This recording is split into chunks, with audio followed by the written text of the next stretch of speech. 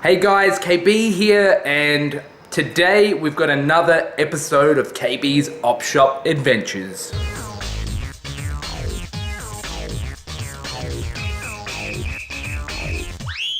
So guys, we're done with the first stop at the tip shop. We got here right on opening, which is about 8 o'clock, and I was surprised at the massive lineup that there was of people ready to go in. By the time we got to the door, it was sort of all dispersed, but I did find a few good games, or I found a couple of PlayStation games and stuff, so they'll be cool to go through, a couple of videos, and the coolest find was some old school Disney digests, so I'll show you those when we get back later. So now we're on to the Lifeline as our next stop, and we'll just hit up a few more op shops after that.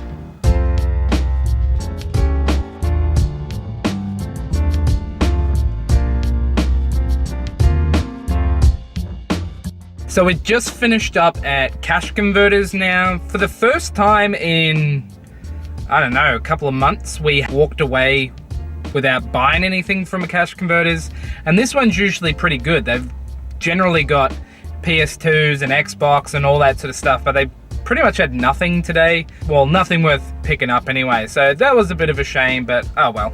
On to the next spot.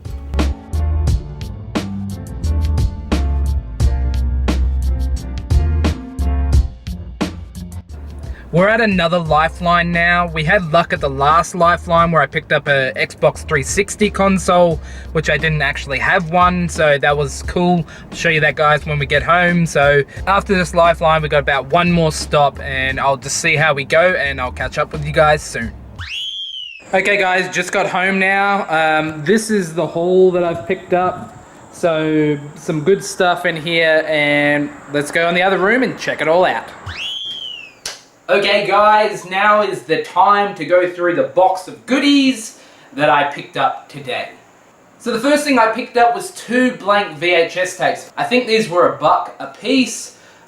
Things like this are good to pick up because you generally can't find blank VHS tapes at the shops anymore, so if I see these, I'm going to grab them.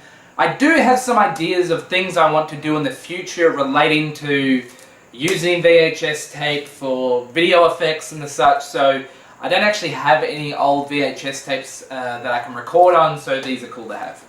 Continuing the VHS theme, I picked up from Tip Shop for 50 cents G.I. Joe the movie. I picked this up because it says on the back that it's from 1987. The tape itself looks a bit dodgy though. It's got a weird label and stuff, and the print quality of the actual insert seems a bit, I don't know, it just seems a bit cheap. So I'm wondering if this is maybe a bootleg. I'm not too sure. I'll give it a watch at some point, but for 50 cents, it was worth a gamble. What I also picked up for 50 cents was this, Dino and Juliet. I don't know what this comes from, what series. It just appears to be a random Flintstones special. I don't know if this is on DVD or anything, but again, this is from 1984, so pretty old VHS tape. So yeah, pretty cool pickup for 50 cents. The next things I picked up were these Disney digests. I haven't had a chance to go through them yet. I've left them sort of as they came bundled from the tip shop. They were $5 a bundle, so I spent $10 in total. There's like 16 comics here, so just over 50 cents a piece. Not a bad deal, I don't think. I'm just going to open them up now to see what comics I actually got. So yeah, I think digests are pretty cool. They tend to be rarer, or you don't come across them as commonly as single issues. So I liked digests as a kid. I don't know if they still make them. I sometimes see like Betty and Veronica or Archie digests at the newsagents these days, but I generally don't see Disney stuff or anything like this. So first off, we got Scrooge 3, Uncle Scrooge 5, Uncle Scrooge 2, so I'm sensing an Uncle Scrooge theme here. What's that? That's just Walt Disney Comics number 6, so I assume that's a mix of... Okay, so that just seems to be a mix of stuff. Again, Walt Disney Comics number 3, Donald Duck number 4, Mickey Mouse number 5, and Uncle Scrooge number 4. So I did read a number of the Gladstone comics as a kid. I remember buying them from this bazaar the next town over from where I lived in New Zealand. I would pick them up for like 20 cents a piece, and I always enjoyed them. I like the Disney stuff, especially related to the ducks. So obviously very duck heavy with the Uncle Scrooge comics. So those would be cool to look through. I don't know value. Again, like I said, 50 cents a piece. You can't really go wrong with that. This next bundle interested me a little more, being that it's newer stuff. As you can see on the cover there, well, I don't know how well you can see, we've got Darkwing Duck, we've got Tailspin characters, and we've also got Tailspin characters. So that's pretty cool. I'll bust these open now. Reading the back of the back issue, these are from 1994, so a lot more modern. Okay, so these are numbered 1 through 10. The only issue missing is number 9. That one's pretty cool. It's got The Baby Gotta Love Me from Dinosaurs on the cover. That was number 10. Number 8 has got Ariel on the cover.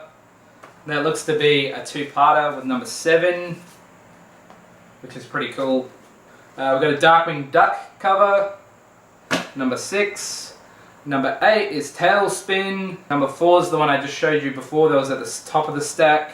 Number 3 is a mix of Tailspin and DuckTales. Again, it's another mix-up and then another mix. This one sort of seems to be the thickest one. So yeah, it just looks to be a mix of different comic characters, which is awesome. I don't know if I'll read all of these. Again, I don't know the value of them, but it's pretty cool to see. I always like on the backs of these, so it's for some sort of fruit punch drink, and it's got an ad for Nickelodeon trading cards. So yeah, things like these are pretty awesome. I don't know how rare these are. Again, the digests seem to be a lot less common than the individual issues, so yeah, that's a really cool pickup. I'm glad that I got those for $5 for the lot.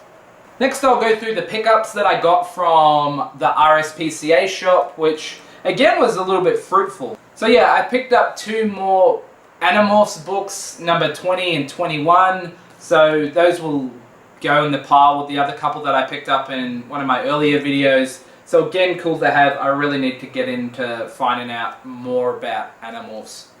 Next, I picked up a couple of DVDs. I'm pretty sure I have this already. I don't know if I've got it in the individual discs or the sets that came out with the 3, I don't know how to describe it, with the 3 cases and the fatter set. I always like picking up the slim sets when I can find them. It's in really good condition. For only $3, that was definitely a good find. And that's the first half of the first season. So, amazing series. I can't go on about this enough.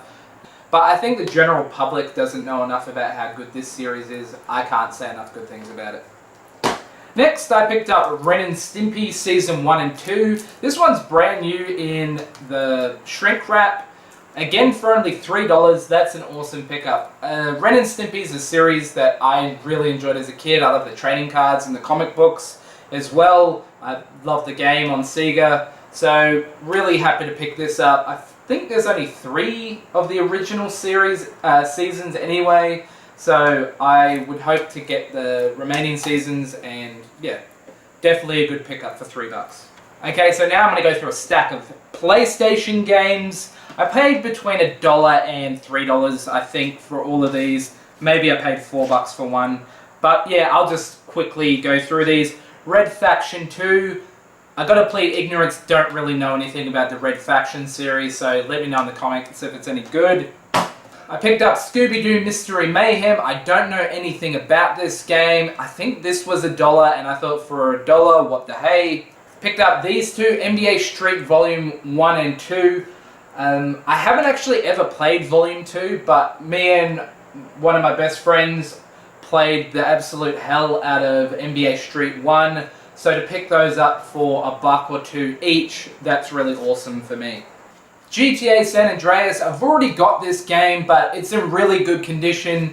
The map inside it doesn't even look like it's ever been opened or folded. Obviously, well, when me and my friend used to play GTA, you'd look at the map a bunch for reference and you'd unfold it, and it's usually in pretty tattered condition. So that's in really good nick for $4.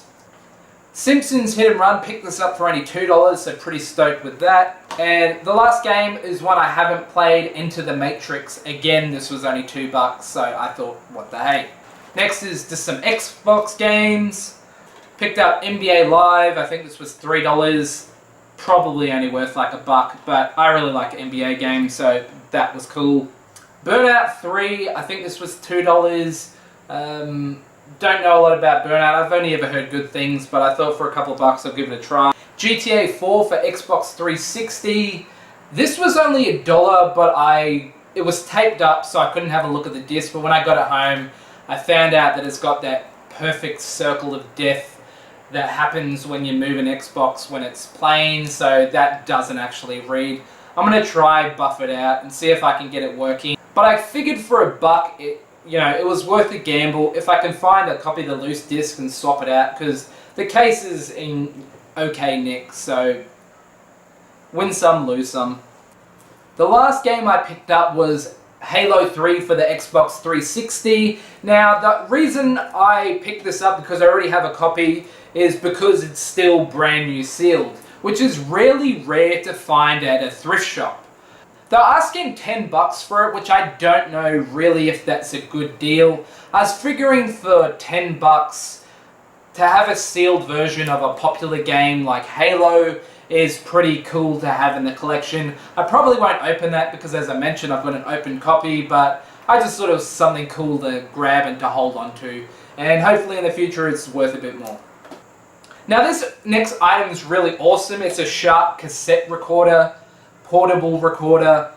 These are the sort of things you see in old detective shows and stuff like that, where they record confessions and stuff. I just thought it was a pretty cool prop.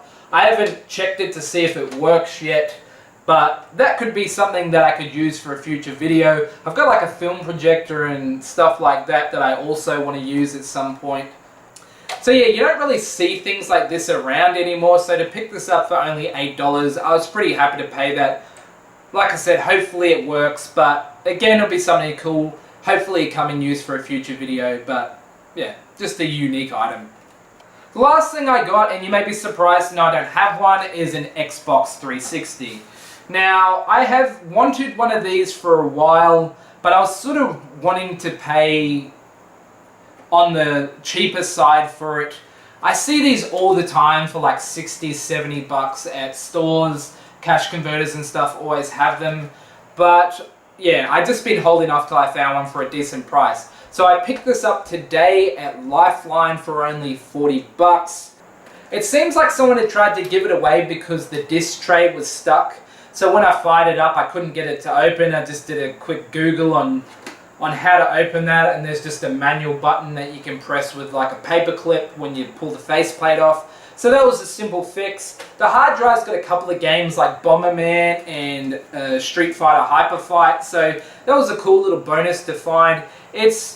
Looks-wise, it's in pretty good condition. It's cleaned up nicely. I tried to clean off all the scuff marks and that I could, so hopefully the camera picks it up. But yeah, pretty stoked on that. For only 40 bucks, I couldn't complain. Came with all the cords and one controller. So yeah, couldn't really complain with that. Really happy to finally have an Xbox 360 in my collection. So yeah, that does it for another episode of KB's Op Shop Adventures. Hit like, drop a comment below and let me know what you think of what I picked up. And I'll catch you guys on the next episode of whatever I produce next.